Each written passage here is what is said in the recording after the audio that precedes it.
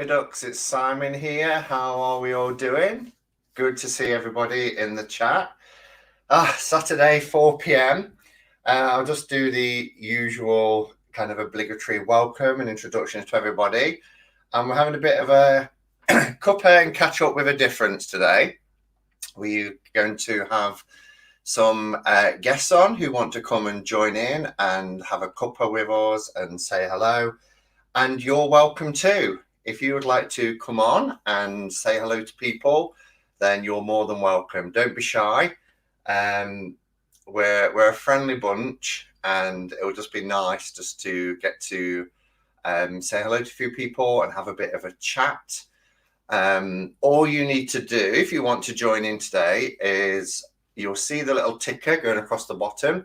Just drop me an email, cybri@me.com, and I will send the link out.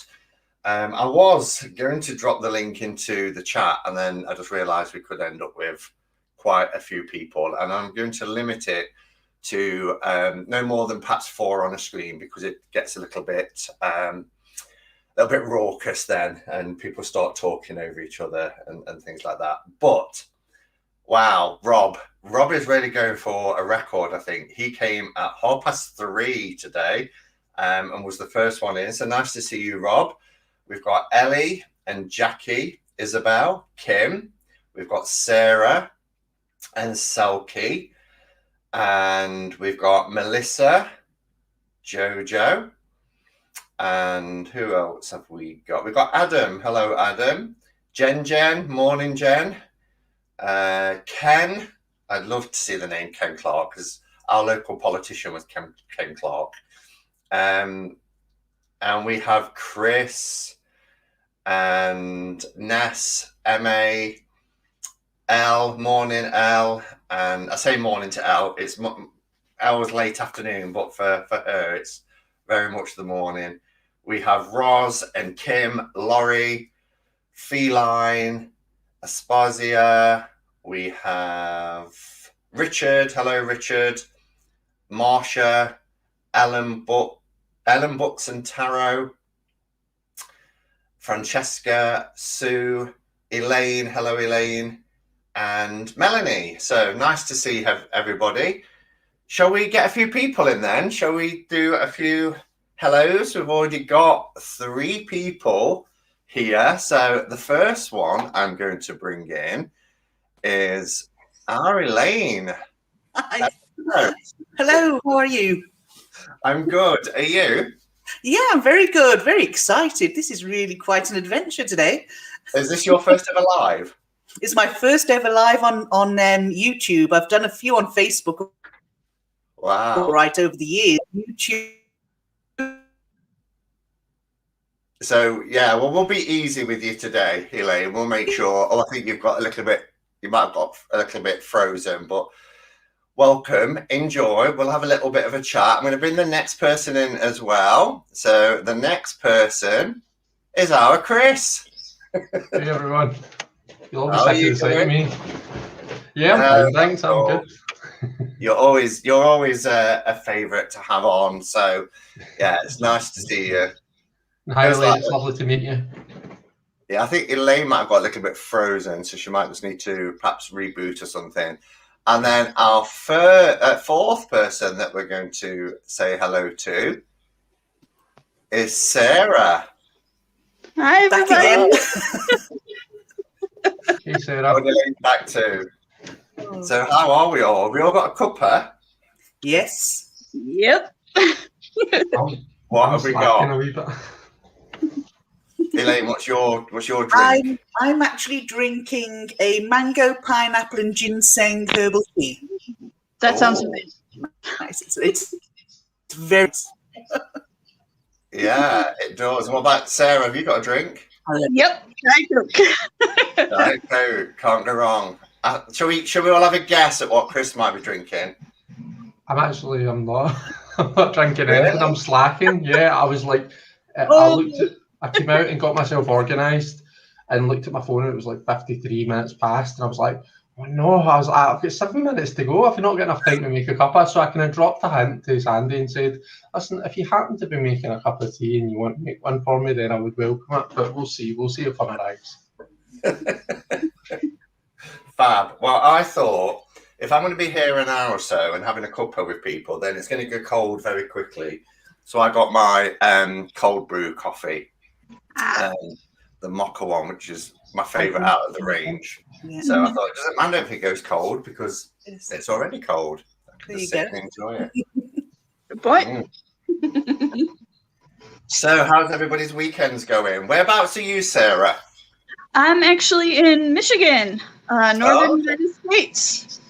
Wow. So you're 5 hours behind us. You're 11, just after 11? Yep. Correct.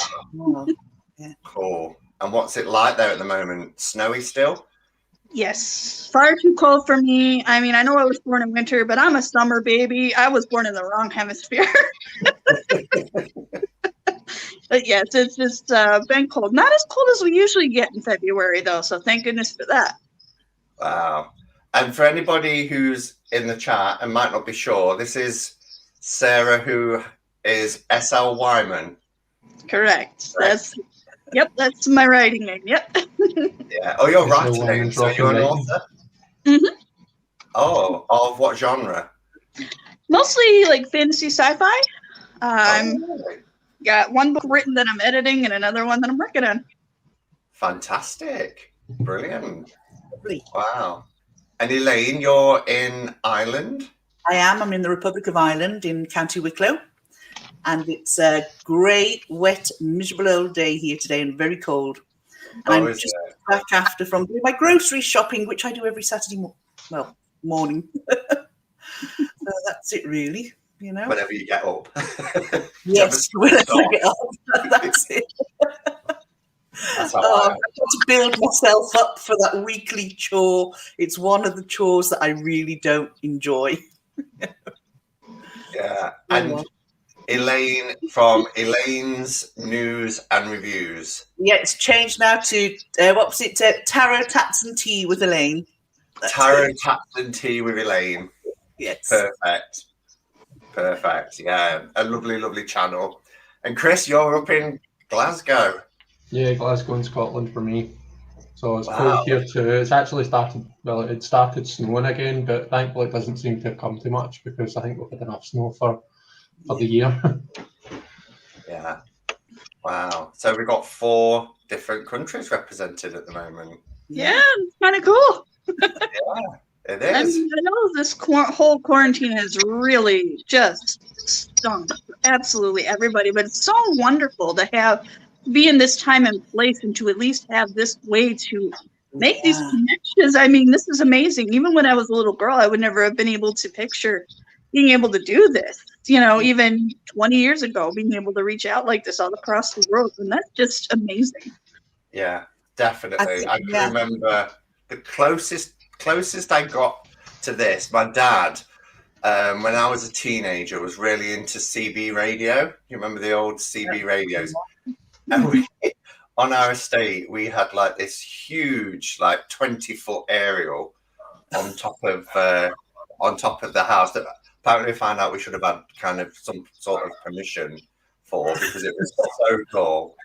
But I can remember playing with his radio one day when he wasn't in and speaking to a lorry driver in America. My God. And it was incredible. I was like, I'm talking to somebody in America. And there was a proper, juggernaut driver. And I didn't even realize they reached that far. But yeah, now we've come so advanced that we can just click a link and automatically be connected to people from around the world. So pretty amazing. I think we're luckier than a lot of people having this community to do this because when I'm getting text messages off friends and they're absolutely doing nothing with their time or they're very lonely or they're missing meeting up for coffee and just chatting, I just find that we have our little escape portal here. And it's really helped me a lot through this particular lockdown, I have to be honest, because I found this third lockdown a lot tougher than the previous 2. Because it just seems to be no ending in sight, So Yeah, it's just nice to have this community, you know. And I've even had somebody commenting upon my channel the other day, well, today actually, how welcoming she has found this community, which is lovely to hear. Right. You know, it's lovely. It Yeah. really is. Mm-hmm. I looked out the window about an hour ago. Yeah, it was just after 3 o'clock, and I was in the kitchen. I looked out of the window, and of course, because I live right in the centre of the city, Yeah. I just looked out, and there wasn't a single soul No. anywhere. Yeah. And I've been kind of saying, oh, it hasn't really felt like a lockdown because I've been going to work every day this time. So if anything, this lockdown's been a little bit better for me than the first one where I was at home for 4 months. And I was complaining yesterday because of how much traffic was on the roads. But I think more people are going to work this time, but seem to be observing like the weekends and things, because it really is, you know, it's like a ghost town out there. We're quite the opposite here. Quite the opposite. Really? It's more of a lockdown. Now, we were very strict in the first lockdown. The second lockdown, it wasn't as strict. But this one, we still can't go more than 5 kilometres from our home. And they were saying on the news yesterday that when they're reviewing it in March, they don't see anything being lifted. If anything, it could become a little bit tighter. The only thing that might change is some integration back into school slowly and some construction returning to work, you know. But it's still very, very strict, and it's very isolating for a lot of people, you know, very isolating. Yeah, I can only imagine, and it hasn't been. I mean, we obviously don't have anything quite that strict going on here right now, you know, but it's still, it's been insane, just, you know, one thing after another. And of course, you know, you get locked up for so long, you find your, you know, tolerance for crowds and people just goes right down the tubes.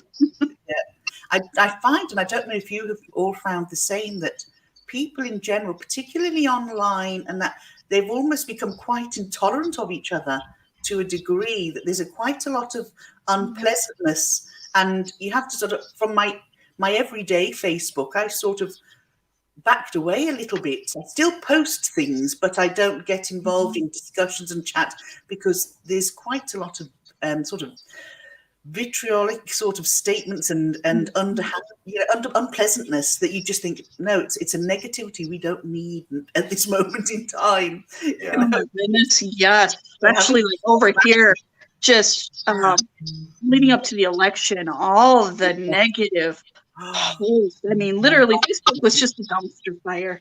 You know, there were days I literally had to limit myself to, okay, you're going to watch a little bit of Stephen Colbert to get your news, and then you're staying off the rest of the day. Because it's so terrible for your mental state to be reading all that vitriol and just division. It's like, come on, guys, we're better than this. I know we are. Yeah. Yeah, but on the positive, I'm taking up cycling. I get my new bicycle next month. Good for you. Good for you. 54 years of age, and I'm going to start riding a bicycle. I just hope it can blooming hold me. Right, there you go. Just proof right there. You're never too old to learn or do anything. Good for you. And it's coming from your part of the world as well, from Pedago. Awesome. Yeah. Awesome. When was you last on a bike, Elaine?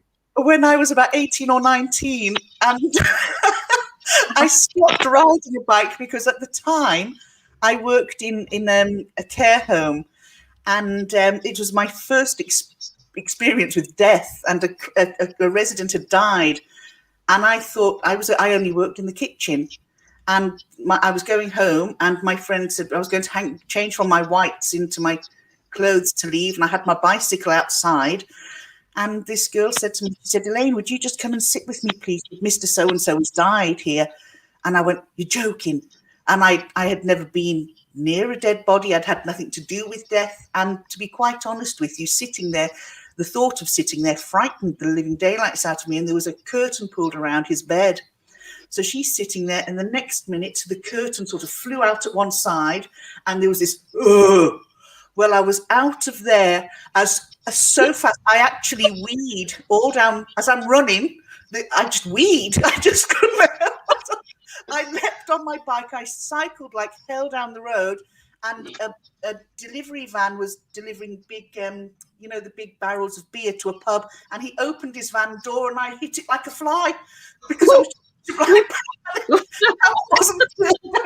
That's the last time I rode my bike, so I'm just hoping I'm a bit better on it this time. Oh dear. Right. Oh my goodness. That was my experience, with death, and then nearly killing myself on a bicycle. It was horrific. I'll never forget that. You'll have to No, get I'd imagine you wouldn't. the camera out when you get on it next week, Elaine. Oh, I will. I'll get the camera out. It's actually not arriving until next month because we're hoping that it's coming up from Cork. It's an American bicycle, and it's stocked in Cork, and they're driving it up in March. So I'm going to try and do a bit of my channel on it. So my mum took one look at the bike when I sent her a picture. She goes, "Oh my God, it's Miss Marple." Does it have a basket on the front? It will have. Oh, that's adorable, though. I love it. My tarot card inside. No, I love it. People. Oh, that would be great. I've got to see it. I'll have to have a few goes first before I film myself because it could be a disaster. Oh no, we're like what was it? You've Been Framed. We want to see all the blooper bits as well. All the outtakes. Yeah. Yeah, definitely. We get people wear like the kind of dash cam things. Cyclists wear dash cams on their helmets, don't they? So you need to get one of them, Elaine, and give us all a laugh. Like that. Aren't they called like GoPros or something? Something like that. I think so, yeah. It'd be safer on the handlebars. It'd be on my head because you'll probably be going, "Shh, you don't." What are we looking at now? So a couple of comments. Talking when I was on about CB radio, Gerald said, "My father was an amateur radio operator and spoke with someone in every country, either voice or Morse code." That's pretty cool. Yeah. And Aspasia Riser said, "People are grumpy. This plague seems so endless for everyone. It's difficult." It is. And Feline Fortuna says, "Negativity in general everywhere. I work at an animal hospital and people are so nasty to staff because we won't allow people in the building. We've already had a bad outbreak in July." Yeah, it's I find that people tend to be sit into two camps, don't they? You know, some of the restrictions are being put in place. When you're challenged, some people really take umbrage and, you know, see it as kind of like a personal affront. Whereas other people are kind of like, "Yeah, oh, sorry. Yeah, I get where you're coming from." I've seen both, even in shops, you know, people are being stopped at the door for not having a mask on.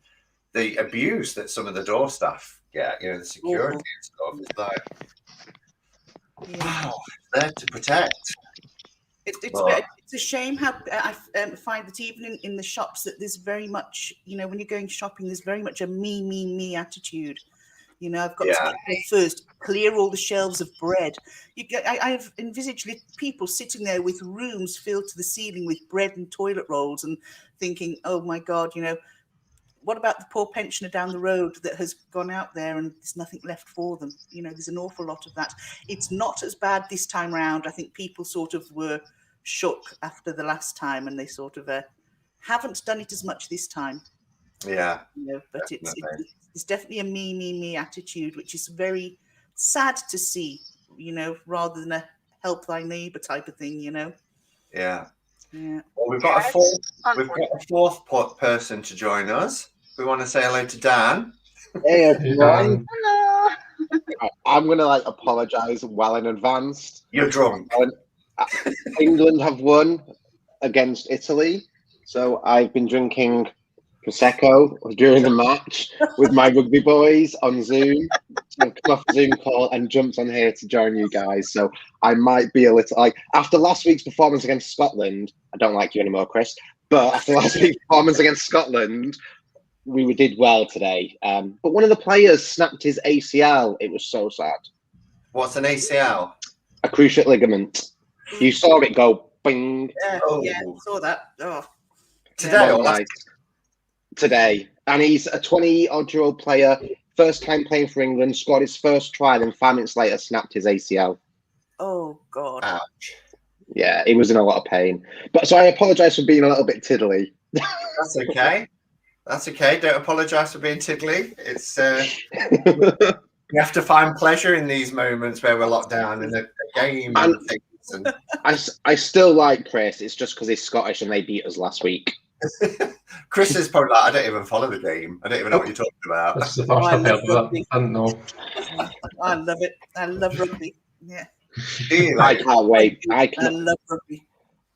Elaine, I cannot wait to get back to playing with the team that I play with. I'm so looking forward to it all being over and we can actually play proper rugby union together. It's going to be so much fun. I lost these when I was in school with rugby. There you go. that was my first introduction to a rugby ball, and it wasn't even while we were playing. Someone just threw it at my face just for the crowd. Let's see how quick she's at catching it with her mouth. I think You seem to Sarah's have a propensity for smacking into things, don't you, Elaine? Oh my God! Do you know what? I think when they created the word clumsy, they must have just seen I had been born and thought, there you go, that's it. That's the definition of clumsy.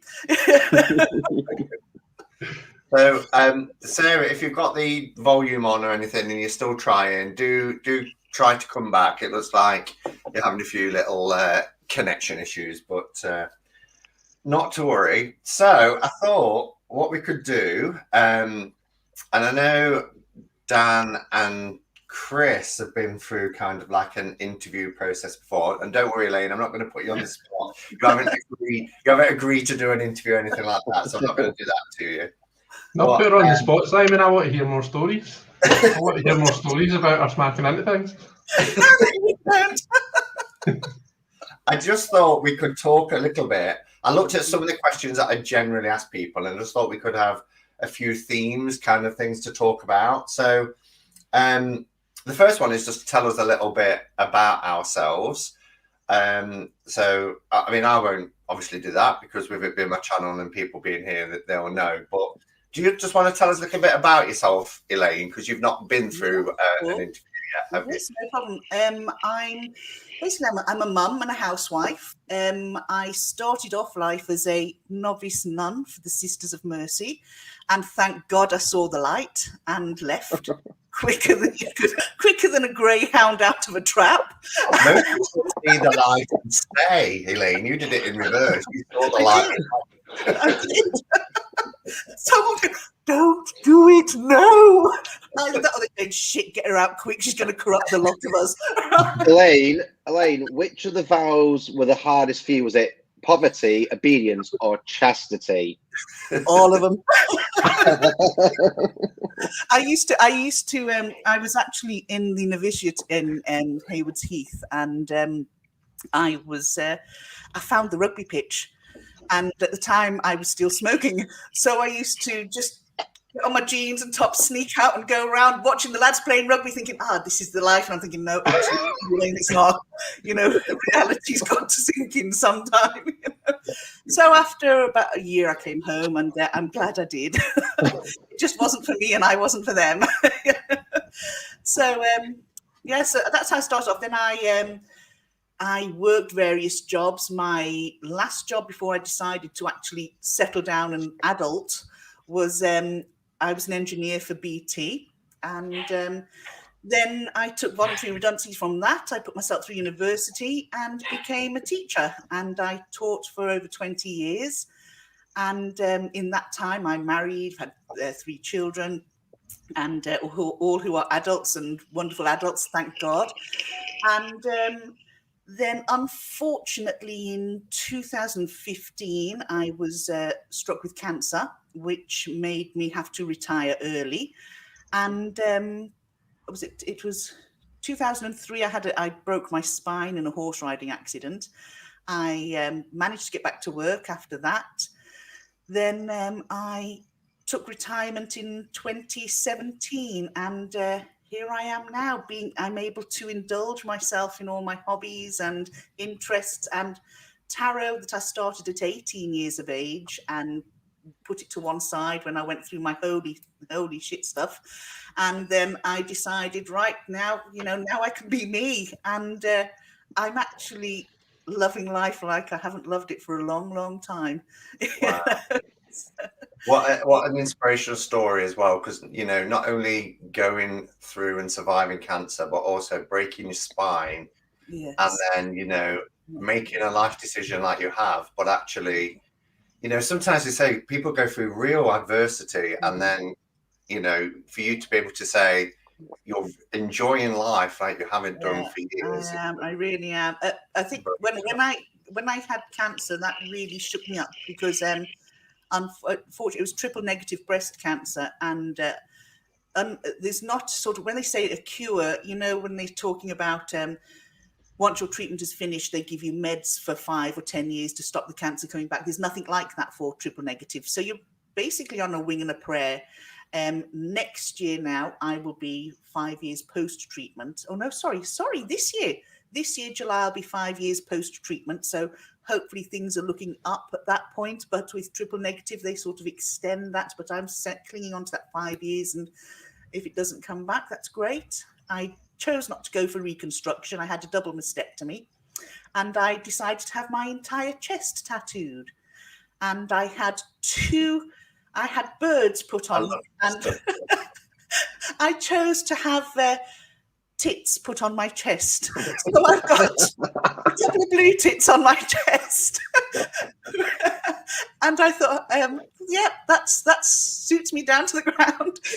So my little niece, they're not allowed to say the word tits and things at home. And it was a great excuse for her to go, Auntie Lainey. I go, yes, my lovely. Can I have a look at your new tits? It's incredible. So this is where I am now, and painting, writing poetry. I'm trying to write a book. I don't know if it'll ever get finished, but and tarot's taking up a lot of my life, and I'm loving it. Yeah, brilliant. That's me. And so many comments, but Emma's just said that is amazing, Elaine. I am 23 years survivor. No reconstruction for me either. Brilliant. So, yeah, that's 23 years. That gives you hope, and it gives you, that there is, other people out there that have gone on and are still going on. And congratulations, Emmy, for that. I'm delighted for you. It's fantastic. Brilliant. Yeah. Okay. Well, Chris, do you want to say a little bit about who you are, just in case there's people here that doesn't know? Yeah, sure. So right, hang on. So I did maths at uni. So I'm like a very kind of logical type brain. So I'm very naturally skeptical.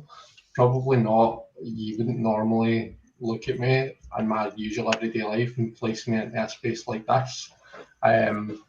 But maths at uni. I work in insurance.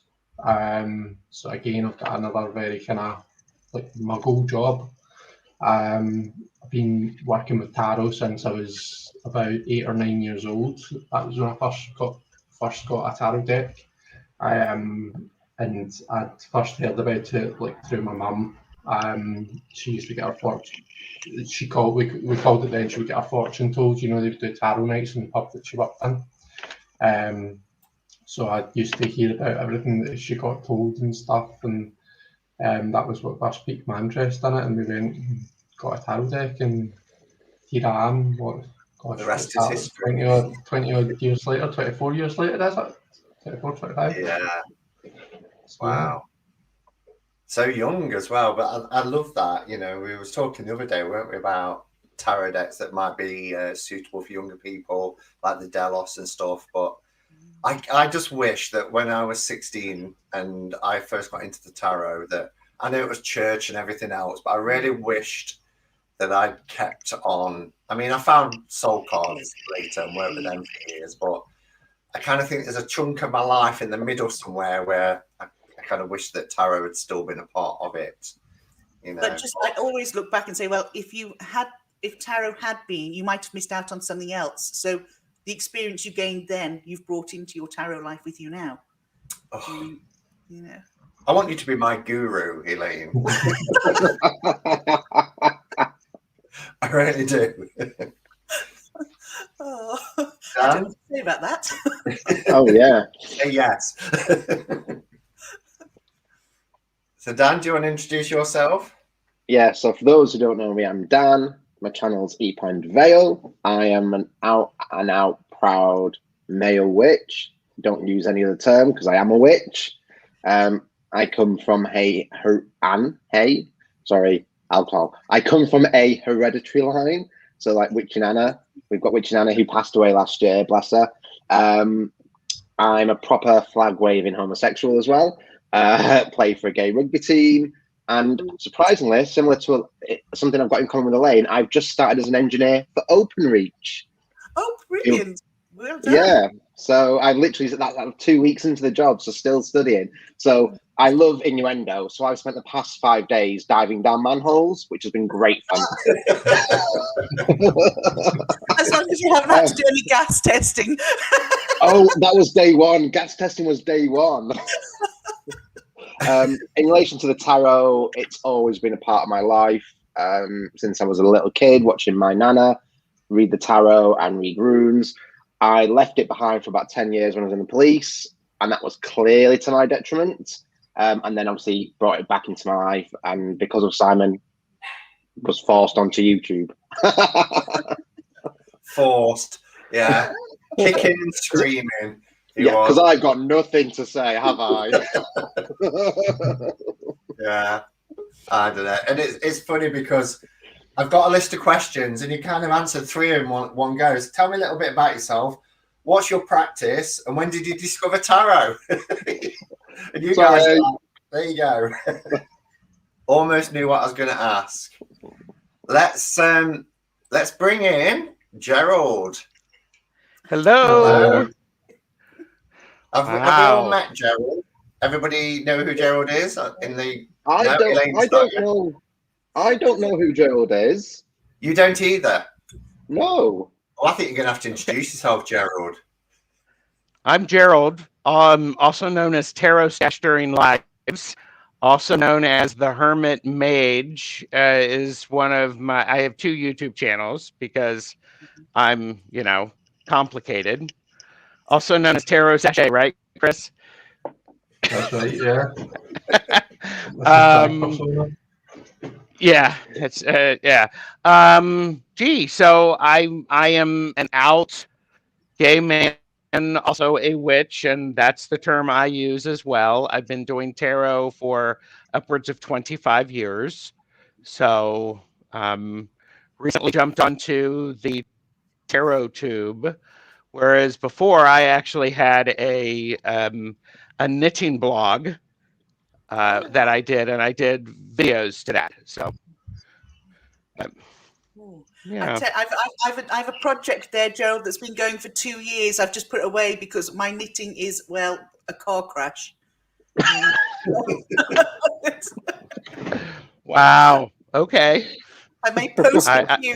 You can post me a jacket back.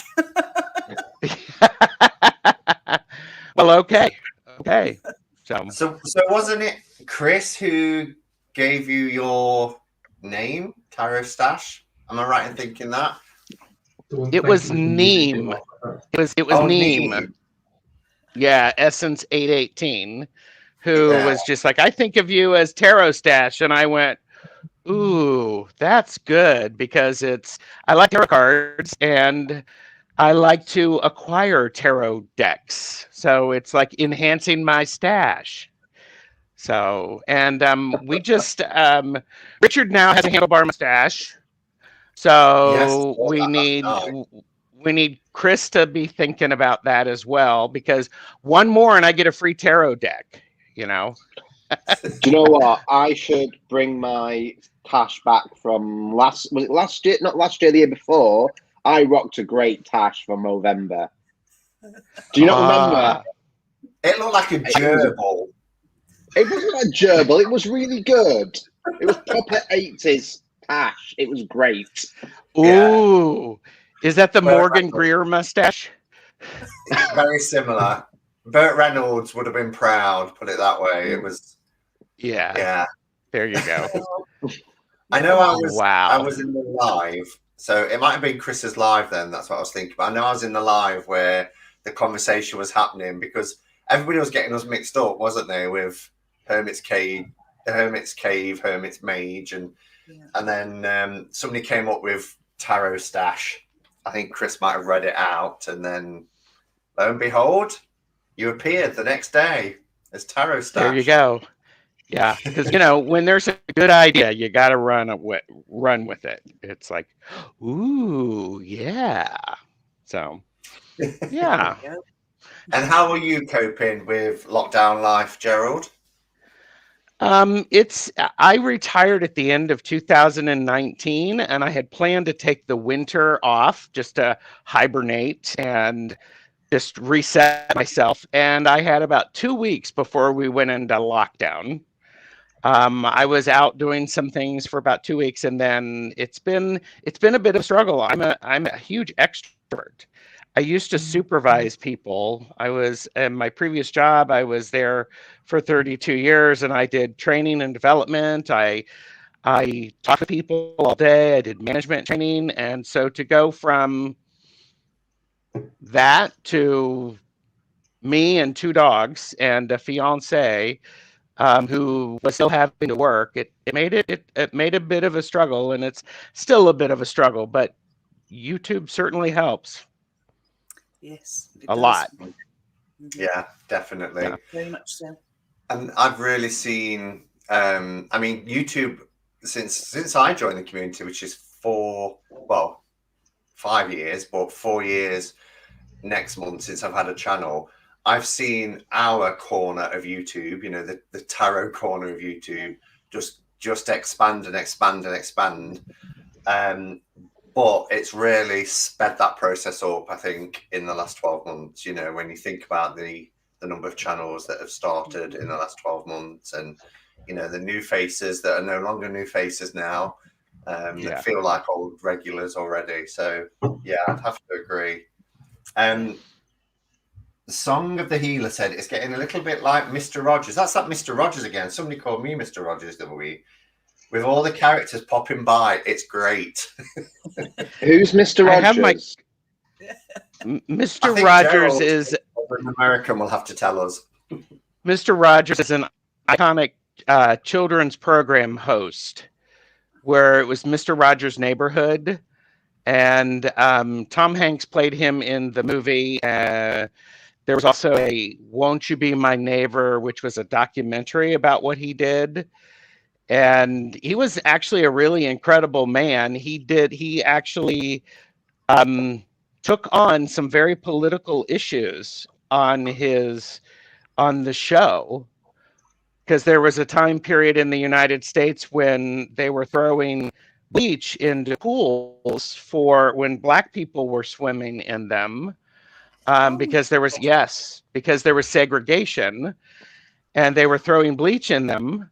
And he, on his channel, one of his characters, I think he was the postman or a police officer? He invited actually to come to in the show. He was invited to sit down and put his feet in the pool because it would cool him down. And it was just such a subtle way to go, this is not right, people. We are all human, and we need to be treated equally. So, yeah. That's horrific. That's absolutely horrific.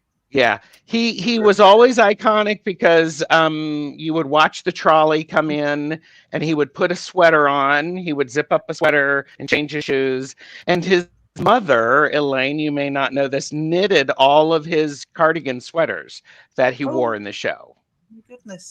My goodness. So, yeah. When you said Tom Hanks played him, I think I might know, because I'm a huge Tom Hanks fan, and I think I've watched nearly all of his films, if not all of them. And the cardigans that you mentioned, that was kind of his, it was what it was recognised by, wasn't it? His cardigans. Yes. For people to and things. Yeah. Cool. It Well, was, I'm it glad was we incredible. Yeah. And I did say at the beginning as well that probably 4 people joining me maximum. But actually, I think there's a space where we could probably fit nicely one more. So if there is anybody who would like to join us for the last half an hour or so, then you're more than welcome to come on. Just drop me, I keep checking my phone, and just drop me an email and I'll send you the link, but more than welcome to join us. Come on, Jackie. Yeah, I said to Jackie, because she said she was one of the first people in, she was like, no. And I was like, come on, Jackie. I know Chris would be made up. Oh, Chris, you've got a drink. Yeah, I've said that in the chat. Yes, Andy just brought me a cup of tea, so I'm enjoying my cuppa now. Good man. Is nobody else drinking but me? Like drinking? I would have been, but it's my wedding anniversary today, and I have another bottle for this evening, so I just wanted to be able to. Happy It's anniversary. actually, Thank you. 22 years. it's not married. even noon yet here, so I'm drinking my iced coffee and my my water. So Gerald, it's cocktail hour somewhere. That's right. I know, and I'm normally I like a rum, a vodka. Ooh, Give I me a love good that. whiskey. Yeah.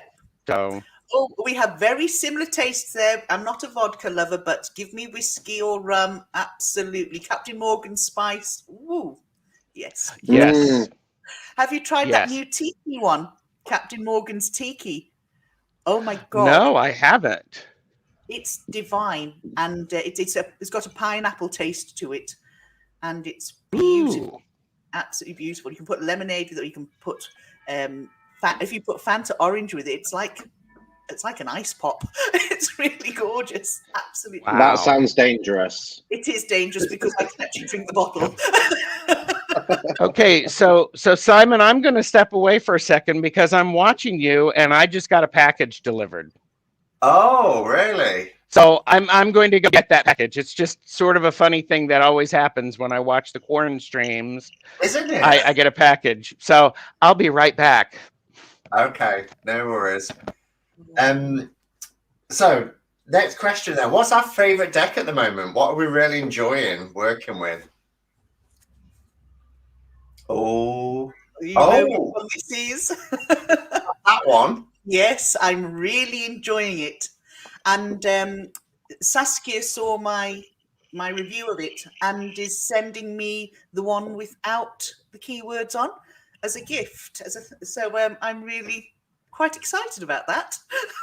Wow. Yeah, I'm thinking of getting the one without the keywords as well. Did that bag come from the same shop, or did you have that? Yes, I ordered this when I went onto her Etsy. I ordered the set, which was the book, the bag, the book, and the deck. So it holds the book really nicely, and it holds the deck with it too.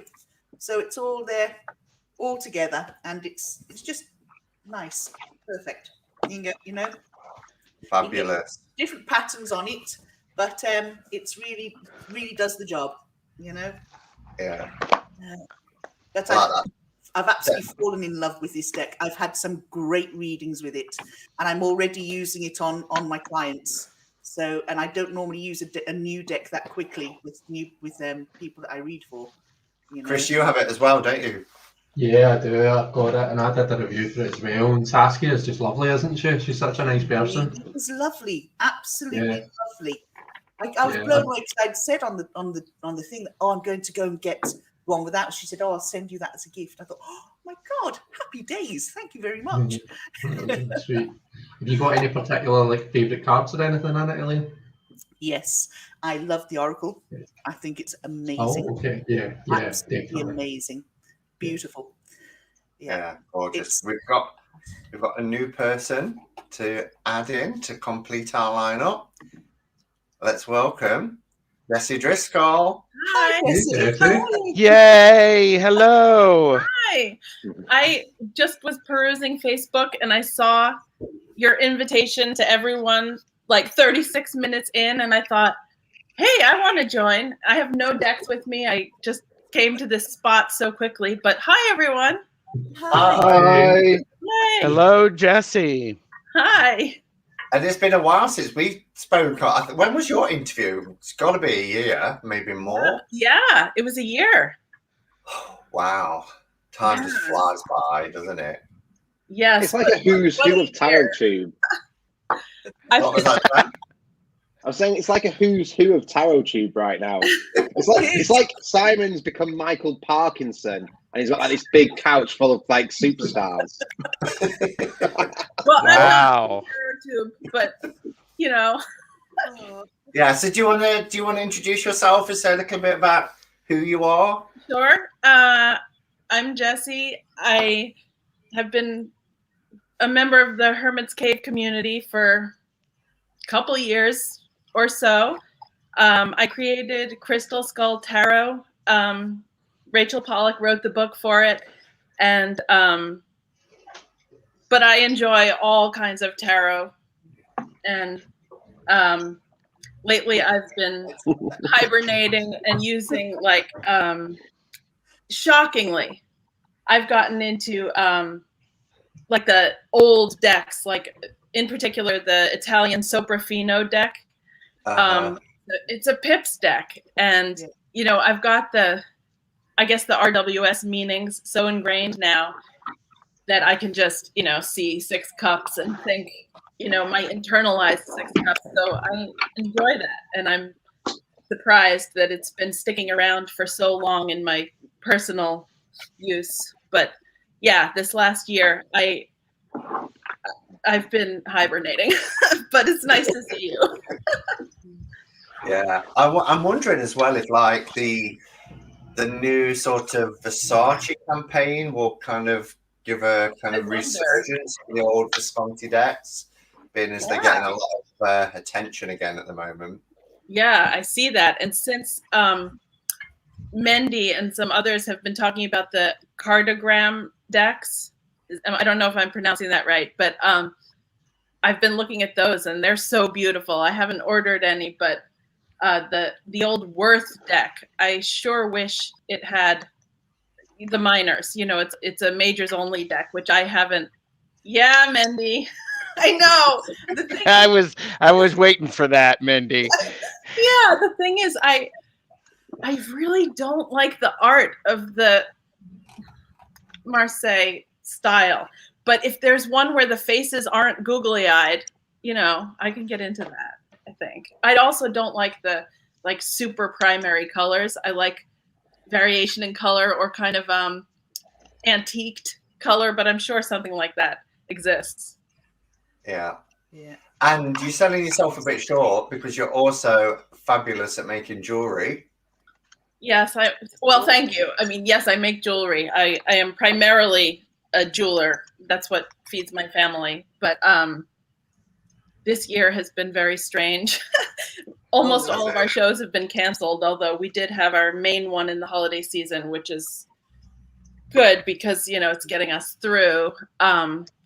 But yes, I'm married. I have 4 kids and 4 cats, and the cats are really, really fun. Cool. I spam my personal Facebook page with cat pictures, as some of you know. They are lovely, though. They are lovely pictures. Yeah. And just to say to people in chat, if there's any questions that you want to ask anybody here who's kind of in the chat today on the panel, then do pop your questions in capitals and I'll be sure to ask them. Everybody's sitting there now thinking, oh, that one part of the deal. You never said anything about having to answer questions. Come and have a coffee with me, he said. So have you got a cuppa, Jessie? No, I ran up here fast because I thought, oh, this will be fun. But I am drinking something interesting lately. I have gone back and forth on and off of coffee a million times because I love coffee, but I can't stand it black and I have bad reactions to milk. So I tried all these substitutes. So now what I'm doing that's working is coconut oil in a blender. So it's so bizarre. I put like anywhere from a teaspoon to a tablespoon, depending on how many coffee beans I've used, into a blender, pour the hot coffee on it, and then just put it on high, and it turns light. Like, it's amazing. It's the, I think it's structural, like, because oil and water don't mix, it breaks it up at such a small size that it just turns to light coffee, and I can drink it, and there's no lactose, and everything's great. Oh, wow. Yeah. How did you discover that, Jessie? Like, what made you think, I know what I'm going to do? I'm just going to put that shit in the blender and see what happens. I saw it online. I didn't think of it. Oh, right, okay. Yeah, but it's good. I like it. I thought Chris was kind of like answering his own question there. Like, how did you think of this? Put this shit in the blender and just give it a go. It was probably the way I would have discovered it. Yeah. But it's good. It gets the job done, and I have my nice caffeine. Does coconut milk work the same though, or is would that? No, I don't think it would. I think it's the fact that it's oil that even a little bit of it will change the consistency when it's blended, and it even like feels thick. I like it. I like it a lot. It almost foams. I mean, I guess it's not really foam, but maybe there's a little bit of air between the, pieces of oil and pieces of water. But I like it. I like it a lot. Okay. Wow. That's for sure.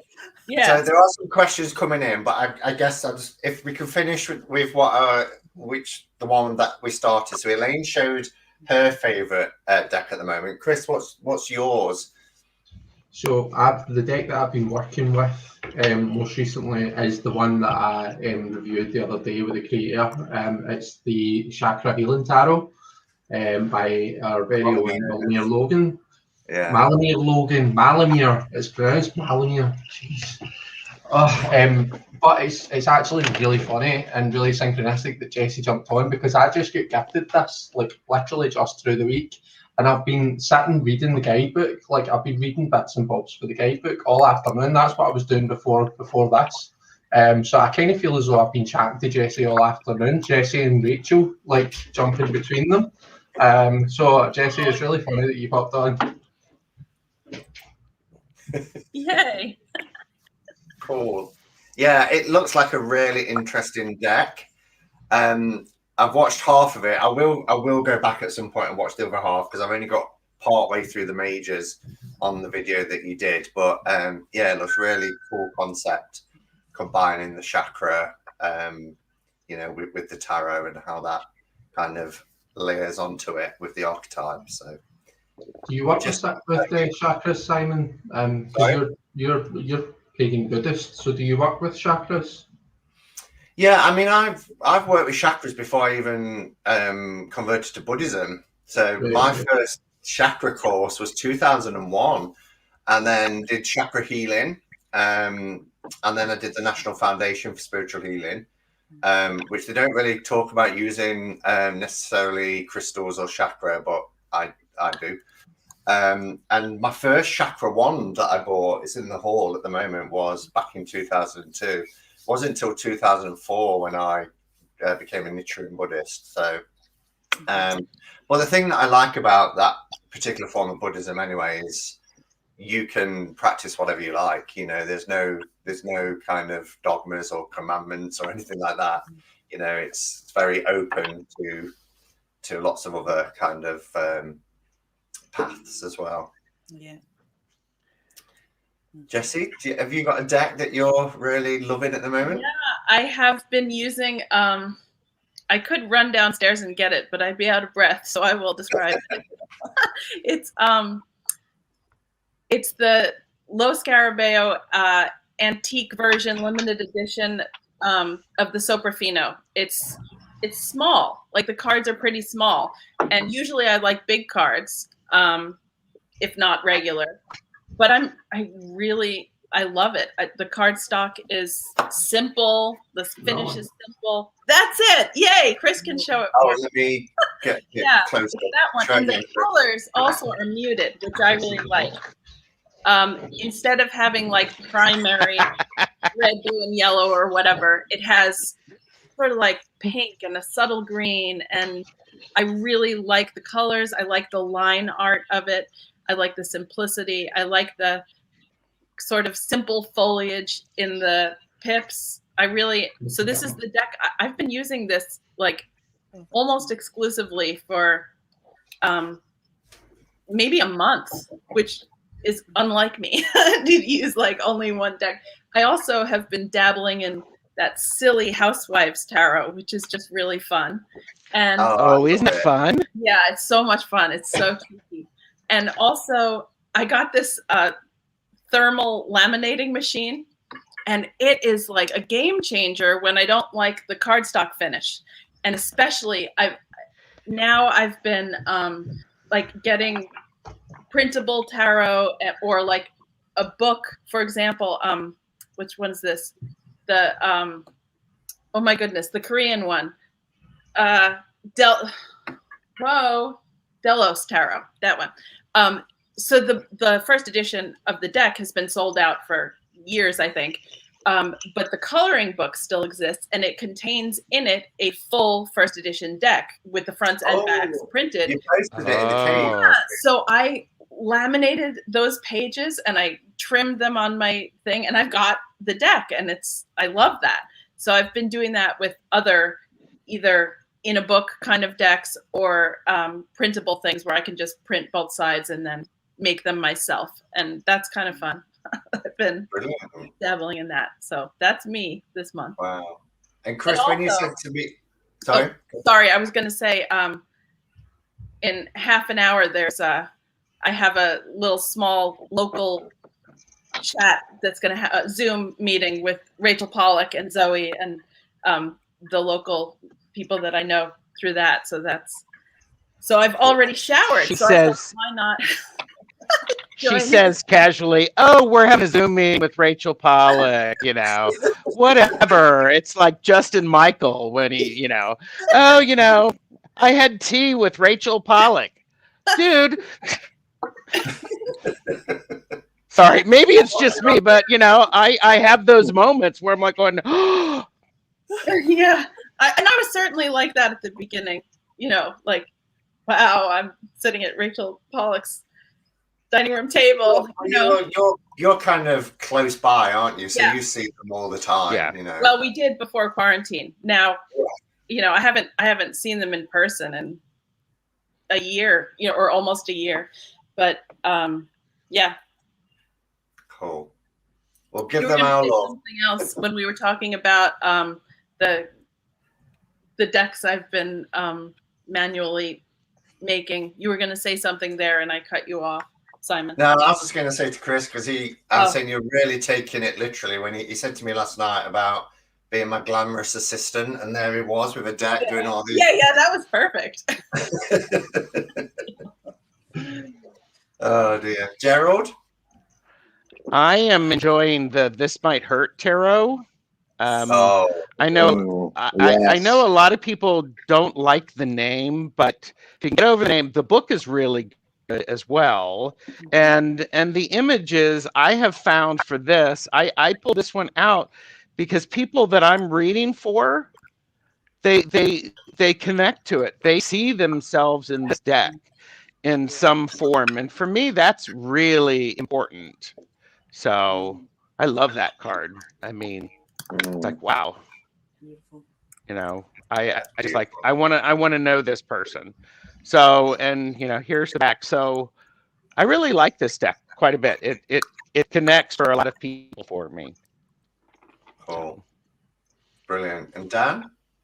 So I hadn't used this deck for ages until we had our New Year party, and I was obviously a little bit drunk. I'm always drunk on your channel. How does this happen? And I had to quickly grab a deck to do my year ahead reading, and I pulled out my Old Faithful, which is the Green Witch Tarot. Now, since then, I've been only using this despite receiving other decks, because obviously losing Witchy Nana in October, it gives me Witchy Nana vibes. I mean, look at that card. It's just so witchy. It's just, so good. But it reminds me of my Witchy Nana. It's almost like when I use this deck that she is speaking to me, because it sort of uses the RWS system, but it's not as Christian, I suppose, in its imagery. Like with the 5 pence, it wasn't a Christian image. You know, the person's outside the stone circle as opposed to outside the church. So it gives me proper Witchy Nana vibes. So it's quite a comforting deck, and it was my favourite deck anyway. But I've not used it for a while. It just sort of gives me that hug, and it doesn't bother me that like the Horn God, you know, that the cards are differently named. I read this better than I could read an RWS. I So actually that's my favourite at the moment. Like 2 years ago, and I can't hear his audio. Can you hear it? Yeah, we can hear you. I can hear you. We can hear you. Can you not hear us anymore? Well, right. I had the Green Witch a while ago and sold it because a few of the cards had different meanings. Yeah. And that was back kind of before I had internalized. And I saw it again. Someone posted it or something recently, and I got it again yesterday, actually. And so it's a coincidence. It's but the art is really beautiful, and you know, I can find my way around, you know, alternative. It's such a good deck if you read intuitively. If you know the basic meanings, then you can use the images to go so deeper with this deck. Yeah. I've used this deck to read for other people and had some great results. And it's my favorite deck of all time at the moment, and it has been for ages. Neat. Wow. I'll give it more time. I edged mine in bright red Sharpie, and it really brought out, you know, the red kind of berries on the back. Really I nice. want to edge mine, but I'm so scared to even attempt to edge it. It edges beautifully. Really? I put my Morgan Greer doing that. Yeah. Oh, you did, didn't you, Elaine? I destroyed it unmercifully. Yeah. Oh my! Went into the cards, and it looks like the cards have been dipped in water or something. The way the ink has gone in through it. So I had to replace my Morgan Greer, and I must admit, I thought, but I've still kept that damaged deck to one side, and I still read with it, and it just sort of has a different vibe about it now. You know, it's given it a destroyed look. Distressed look. Yeah, it simulates 40 years of usage. I know I was very distressed when I did that. Of course, our Tanji is in the chat, and every time I say any questions, Tanji always asks this one question, and she wants to know from every one of you, if you could be any mythical creature, what would it be and why? I would definitely be a dragon. When I started teaching here in Ireland 20 years ago, the children called me the beast from the east. And because I'm from Wales, I thought, well, they have that right, yes. So I would definitely be a dragon. I'd love to breathe fire. And I would just love to be able to fly and strong. Yep, I'd be a dragon. Yeah.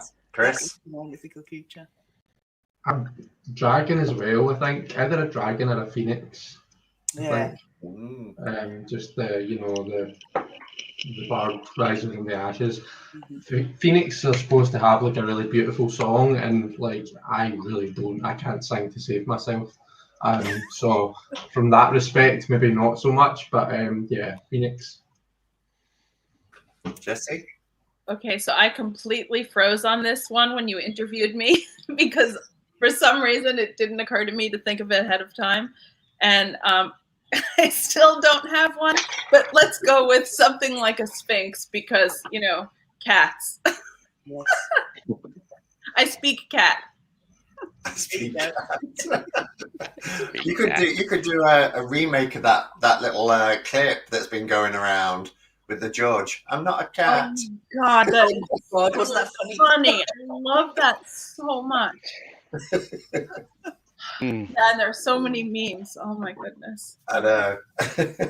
Gerald? Wow. This is hard. This is a difficult question. I think I would be some sort of fairy. Yeah. Keep the comments down, boys. You know. I wasn't going to say anything. Yeah. Don't make me get my head dress out. So, Brilliant. So, yeah. And Dan? So I'm going to go for Phoenix as well, but there's a different reason than Chris for it. So throughout my adult life, people have described me as falling in shit and coming out smelling of roses. So it's that whole rising from the ashes. Somehow I always seem to turn a bad situation good. So I'm going to go for a Phoenix this time, because I did freeze in the last time you asked me in my interview because I didn't plan it. That's because it's not part of my interview question repertoire, but whenever Tangi turns up, she'll always ask that question. So yeah, it catches me off guard sometimes too. I think I said last time I'd want to be Pegasus. I do want to fly, but I think Pegasus looks really sort of majestic, and so I'd probably be Pegasus. Question from Awakened: how long did it take you learning before doing readings for other people, to all of the panel? Do we all read for other people? Yes. Okay. Yeah. Who do you want to go first, Simon? Okay, so it took me 30 years. No, I mean, in terms of reading professionally, 30 years before my first tarot deck, because I only opened my shop in 2018. So yeah, but then I used to do parties and things like that. So I suppose that's professional, but it wasn't tarot cards that I read with. From 2001 to about 2008, 9, I just read with soul cards. And other forms of divination and things like that. So in terms of having the courage to be a professional reader, because I've always read for family and friends, 30 years. Yeah, I started reading for myself when I was about 18, and I've been reading for other people now since I retired, since I've been able to take on, and do more for myself, do my own things. I've been reading for people, I'd say, for the last 5 years. So when I went off sick in 2015, but officially retired in 2017. So since, I'd say, the last 4 or 5 years, I've been reading for other people. I read in studios, I read in shops, and I read from home and online now. Yeah. I do not, hardly at all. I mean, I get into dialogues with other readers, and we read together. And I dabble in reading for my family, but they don't really take it seriously, so it's kind of not as fun as it could be. So I have not really done much reading for other people. Wow. Yeah, it's interesting. Chris, did you say you don't read for others? Well, I do. I read online for others. To be honest, I ever since I first got a deck of tarot cards, like when I was like 8 or 9, I read for other people. I would read from like my mum, and I would read for her friends and stuff that would come around. I wouldn't describe myself as a professional reader though. So from that point of view, I don't like offer a service, I suppose you could look at it as either right away or I've never read professionally. So yeah. Okay. Gerald? I for about 6 years ago, probably the afternoon I got my first tarot deck. It was like, here, watch me do this. Here, let me do one for you. And it just sort of is rolled downhill like that. So it's picked up speed. Yeah, brilliant. And Dan? So I read for family and friends and people like that, but I've only ever read once for money. And it was when I was 13. It was at a school fete. And I don't know if anyone remembers, but I went to a Catholic school because in the 80s, and 90s in the north of England, the Catholic education was considered better. So I was at a Catholic school, Faye, and I set up a tarot stand, and they shoved me right at the end, out of the way of everybody. But I was like raising money for whatever charity they were like collecting for. But people came up. But I read with just the majors, and I did all right. I was like I thought I was like the bomb. I was like, yeah, come and look at me. It was great. That's brilliant. That was even allowed at your Catholic school for you reading for money. So to be fair, have you met me? I am quite forthright in what I want. The only way to be in my book. I'd say if I walked back into the convent now, I'd probably be branded with a crucifix. I remember Michael's heartbreaking story about how he had to give up his tarot deck because his friend from school wasn't allowed to hang out with him if he kept it. Oh gosh. Yeah, that's heartbreaking. Yeah. I can remember that. Yeah, that's awful. That is. Yeah. And there are still people today who still do question us people in the tarot community. And to be quite honest with you, some of the things that you hear, out of politeness, I have to bite my own tongue to stop myself either bursting out and laughing in their face or just saying, "Do you know what? Just get out my face." It's as simple as Do you know what? I won't be polite. It's fear and it's ignorance. At the end of the day, that's what it is. Ignorance is the big one. There's been so much. Exactly what it is. Yeah, there's been so much. Well, would you call it brainwashing by different religious groups that people just are not open to anybody else's interests or beliefs? And the thing is, like I said, it's the fear and ignorance, but that's when you can apply that to the tarot community, you can apply it to the gay community, you can apply it to the black community. Any small minority community is always targeted with fear and ignorance. And until we get rid of that, this world will not be a lovely place to live. You're It's quite interesting right. what Elaine was saying as well about how, because of how tarot and to a lot of degree, the pagan community on a whole has kind of been shoveled down into this kind of dark path by established religions. Yeah. The people who have views against tarot have a belief in it, but their belief in it is that it's of the dark arts or the But Simon, I don't know if you could correct me if I'm wrong here, and any of you. I read somewhere, and I've got to find out where I read it, that the likes of, say, the Catholic Church and other big sort of religious organizations like this actually have their own departments, actually research and study different occult topics like tarot. And they actually are very, very quiet in their own use of it and would brand other people for doing the same thing, and this is what really annoys me, because there is so much hypocrisy throughout religion as a whole. I just sometimes think all religions should just be banned and let people be people, so instead of sheeple, it's unreal. In relation to the Catholic Church, obviously being a witch but going to a Catholic school, all of their rites and rituals are based on pagan Roman rites and rituals. Yeah. And what they do in mass is magic. They transform a piece of bread and some wine. It's magic, but they put a different spin on it. And that's how they do it, to demonize everybody else. Yeah.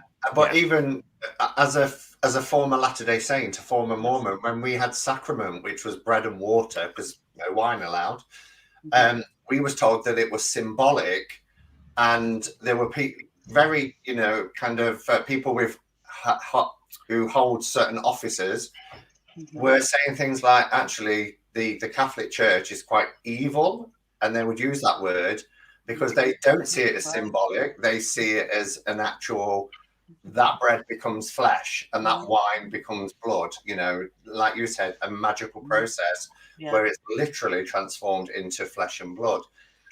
So even between different they're kind of criticizing each other for how they do stuff. But the point I was making really is, I find that people who poo-hoo tarot fall into two categories: those who believe it but are terrified of it, and I'd probably say like my parents because of their beliefs, and those who just think it's a load of nonsense. Mm-hmm. And actually, you know, it is quite, to some degree, quite damaging using that, you know, to say that you're using this tool to help people who might be, you know, in grief or might be going through a very difficult time, or even, you know, a mental health situation. Yeah. They think because the tarot is nonsense, you're being quite reckless, you know. So they're things I've had to try and kind of talk around, you know. Yes. Quick question then. I remember, Simon, you did an interview with it was an American chap who, I think his job, he was either a psychologist or some sort of person like that, but he used the tarot with his clients. He was in I can't remember. I can't remember his name. Jeff Bird. That's it. I mean, so the people that say that the tarot's evil, blah blah blah blah blah, I bet they would have no problems going to see a therapist or someone like that, but not realizing that it is another therapy tool you can use yourself. Well, yeah, this is kind of, it's going to be part of my topic for this year's Tarothon is, you know, the tarot is so multifunctional. It is a tool for so many different things. It can be a tool for therapy, for psychology. It can be a tool for inner child work, for shadow work, for introspection. It can be a tool for divination, you know, and I personally won't say any of them are wrong, you know, just like I won't necessarily say, you know, people shouldn't choose to follow what religion gives them comfort, you know. And I've had a conversation with somebody this week who's left our tarot community because they've found Jesus, in their words. They found Christianity, they found Jesus. They've respectfully told me why they're leaving the Hermit's Cave group, and their religion now forbids tarot, which was a love of theirs. And, you know, in my mind, I'm thinking, why would somebody go from something so open and free to something that's telling you already what you can and can't do? But I have total respect for that person because that's their choice. And, you know, if it gives them comfort, then... Yeah. But it's just so sad that religions are one of the main causes for wars and unpleasantness throughout the world. And it's this sort of mentality of my God's bigger than your God type of thing. And you just think, have you ever thought you could all be worshipping the same God? You know, just under different titles. Yeah. And I had to step back from that because I just found it. How can something that is supposed to be so all loving and encompassing all be so violent and cruel? And because I do find, you know, the Catholic Church can be very cruel on the way they will excommunicate somebody, or they will reject somebody because of whatever reason. And I think it's terrible, you know, absolutely shocking. I think it all boils down to so with the tarot, it all boils down to intention, right? And as a witch, it all boils down for me to intention. It's what you put out in the world. Yes. You get some people who follow particular faiths who are loving and caring people, and then we get these far right Christians, and we all saw what happened in Washington DC 4 weeks ago.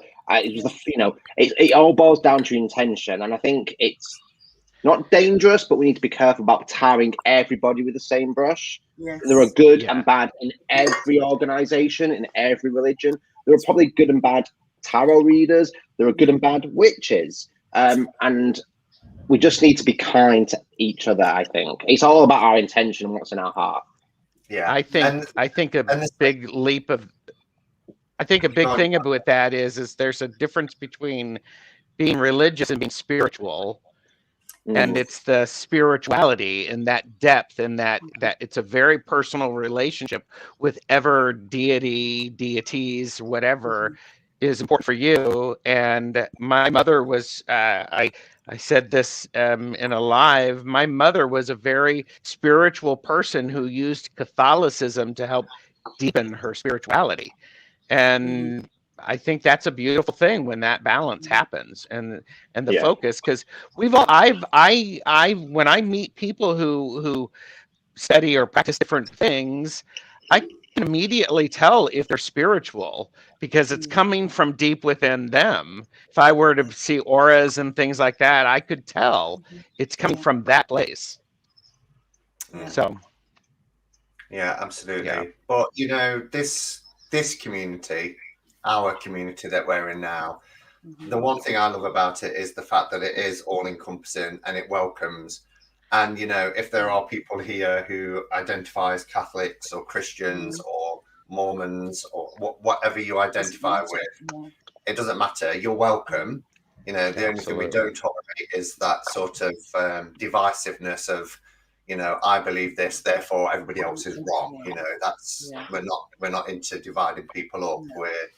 We're here to kind of, you know, we're here because we've got a common love, which is divination, really. You know, and religions are there, they exist, but not everybody in those congregations think alike, you know, and everybody's unique and individual. So yeah, brilliant. God, we got deep then, didn't we? We did. What happens when you put 6 terrorists together on a line? Dan, I want to something you said, you know, about using tarot in therapy. I went to a therapist, and there was one point where I was all of a sudden I was stuck, and I picked up my tarot deck, and it really added the layer that I needed to help me with my own work. And I was fortunate enough that I got brave, and I said to my therapist, I said, so I was pulling tarot cards about this topic, and here's what I got. And she actually pulled up a table, and she was looking at them with me and listening to me as I was telling her what it was that was coming to light for it. And she completely supported that, because it's exactly what it is. These are a tool. Yes. I remember, you know, when I was just sort of coming out as a tarot enthusiast to people I know outside this community, I was nervous, and I put a question out on my personal Facebook, which was basically, so how do you feel about tarot? Something like that.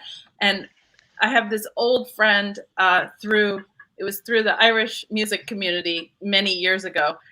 And he's a psychologist. And he said, they're pieces of paper, nothing more, nothing less. And I thought, and I responded, and I said, they're an amazing psychological tool, even just if used as pictures for people to help explain how they feel, or they can be used in so many different ways. And he thought that was valid. So that was nice, kind of, you know, opening his mind to something he had never thought of. I'm sure he doesn't use tarot cards, but still. And also Jen Hen, Science to Soul Tarot, she's a psychologist, and she adores tarot. I think they definitely can be used together beautifully. Oh, without different disciplines. Absolutely. But I think as well, it's because you could, you know, an oracle deck, you know, has images on, and they can help you. You know, it could be a keyword that you kind of connect with. You could use it as a kind of a mantra throughout your day, a bit of an affirmation. But there's something about the tarot for me, because it's got a structure, and because it's got the archetypes, and because there's a path through it, where it helps me more than any other kind of form of divination that uses cards. And I think that's why, you know, that's why it's so special to me. So Simon, quick question for you then, because you started with soul cards, which has no structure and no path. And how do you find, like, now that you're an accomplished, experienced, professional tarot reader, how do you find the difference? How do you find the difference now between the soul cards, which are totally intuitive, and the tarot? Yeah, for me, it was like ripping up and starting again, because with soul cards, for personal use, fantastic, because I could just look at that image, and the idea of soul cards is that it speaks to your soul. And as I've said many, many times, you know, I could look at a soul card one day, and I could see something in that image. I haven't got any sort of, I loved the freedom of not having a structured system, because it could be open to my own interpretation and what I was seeing, depending on my life state. And as a Buddhist, I very much believe in the 10 realms, the 10 worlds that we go in and out of through an average day. So I could look at that soul card, and that could really give me something to work on and to contemplate and to think about for betterment. And then the next day, that same image would come up again, but because my life state is in a different place, I would see something completely different with it. So when I was reading for others, you know, I would lay down these cards and I would see a story in the cards, and I would start to almost tell this story and speak to the person about what I'm seeing. And they could say, well, actually, yeah, but I think that's relating to this aspect of my life, you know. And it was very much sort of like a dialogue. Whereas with the tarot, there is a system in place.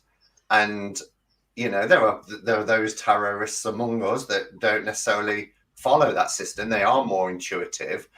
But now I've got kind of a melding of the two, because of working very intuitively, but learning a system. I think the two go together. But it really was difficult at first. And I was so nervous about reading for other people, because I don't know, this is going to sound really silly, and it's nonsense, of course, but I didn't want to come across as somebody who didn't know tarot. And I felt that if I was just going to read the cards like I would soul cards, then I'd be selling that person short. I wanted to know the system and the history of the tarot so that I could apply my intuition to it, but feel that I'm giving them a proper experience. Does that make sense? Yes. Yeah, it does. Oh, That makes perfect sense. Sorry, do you find now that when you do a tarot reading for somebody, you're able to then get out either your oracle cards or other things, and you pull 2 or 3 of them sort of round a reading off, and it's absolutely amazing how they underpin everything you've put forward in tarot and supports everything phenomenally. It's sort of like, sometimes it can add a dimension, but other times it just finishes off and absolutely underpins everything that you have done in a reading. I love doing that. That's something that I do find amazing. When I do readings, my most popular reading that people select are the 9 cards, and I love the interconnection between the cards. So I'll be talking about a particular card, and I'll say, oh, and this lot, if you think about it, relates back to, you know, the magician here in this position. And then you can see this puzzle that's suddenly fitted into place lovely. Yeah. And then I always finish with what I call the clarifier card, which is an oracle card. And I don't think I've ever been stumped yet where I pulled an oracle card and said, not really sure.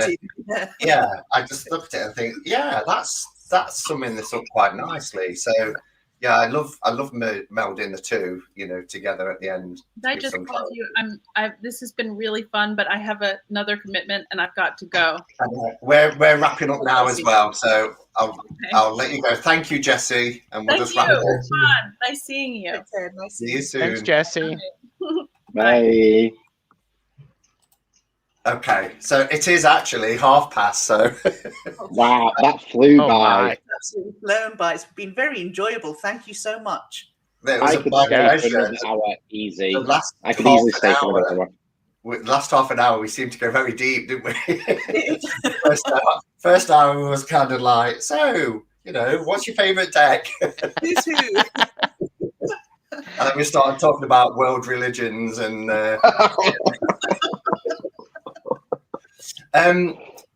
Just a very quick question to finish. I am really interested in systems. So, are we all RWS, or is there any Marseille or Pip lovers or tops amongst us? I'm definitely RWS in the main, but I do have Marseille decks and Pip decks, and I've also sort of experimented with Tuth, but I'm at the moment sort of not quite there with that yet. You know, yeah. Marseille is my second love, but RWS is my main. Mm-hmm. Yeah. What about the boys? For me, go ahead, Chris. No, Go on, you go, Gerald. You go first. I'm an RWS, getting into Marseille, and sort of dating the Thoth. Oh, you're dating a Thoth.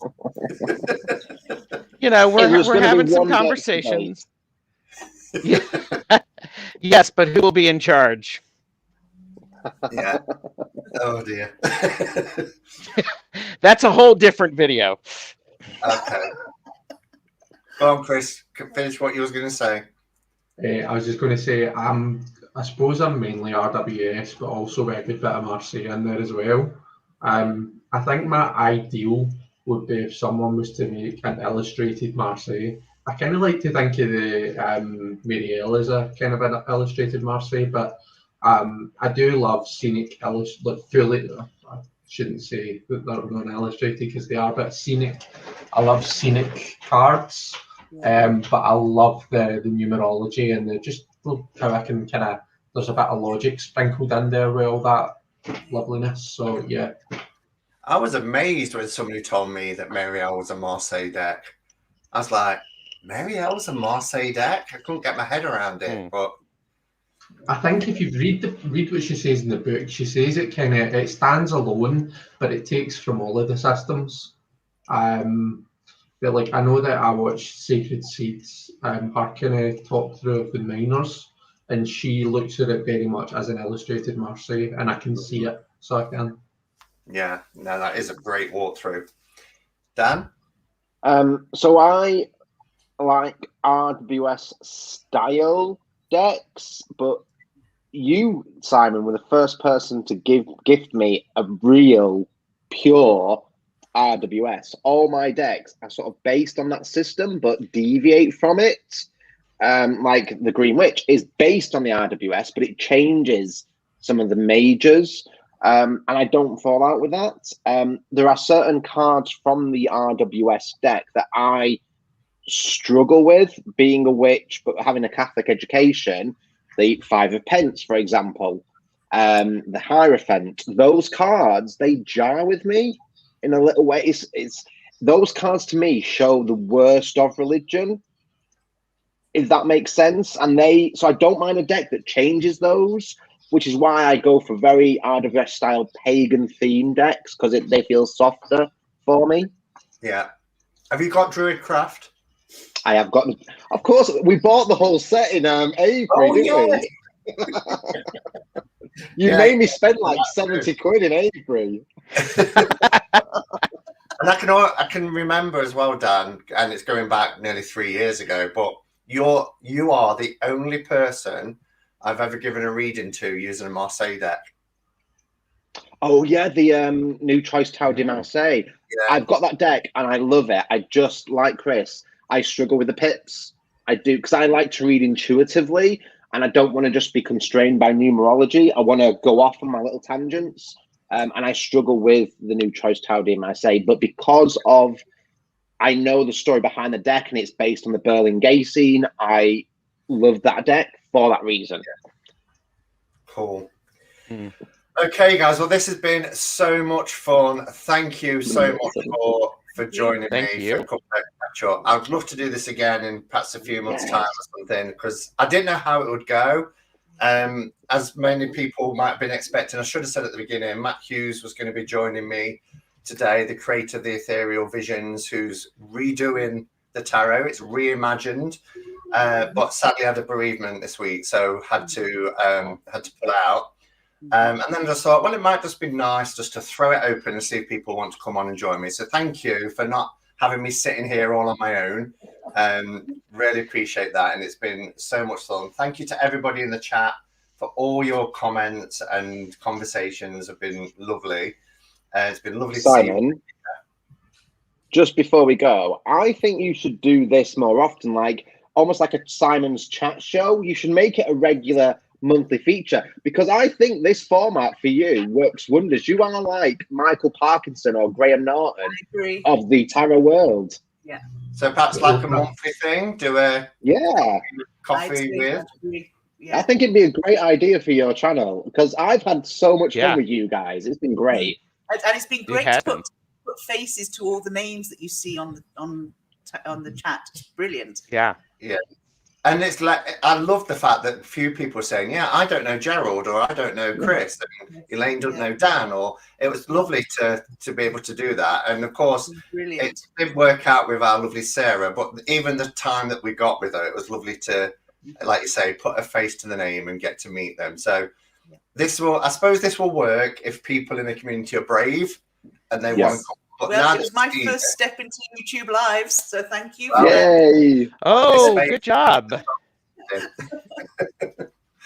All right. Well, thank you, everyone. And I'll be back on Monday. Well, actually, I'll be back tomorrow because I've had a deck arrive today, which is the Tarot of Crowley from Christoph James. Oh, I've got that arriving. I can't wait for that. Yeah. I want to see this one. This is one I want to look at. And the wonderful thing is the Tarot of Crowley, but it's an RWS deck. He'll be spinning, won't he? Good. God. It'll do him some good. So I'll film that tomorrow, and then I'll be back for a live on Monday for Quarren Stream, which will be number 77. So hopefully see you all then. Have a fab weekend, everyone. And until next time, go in peace. Namaste. Blessed be. Bye.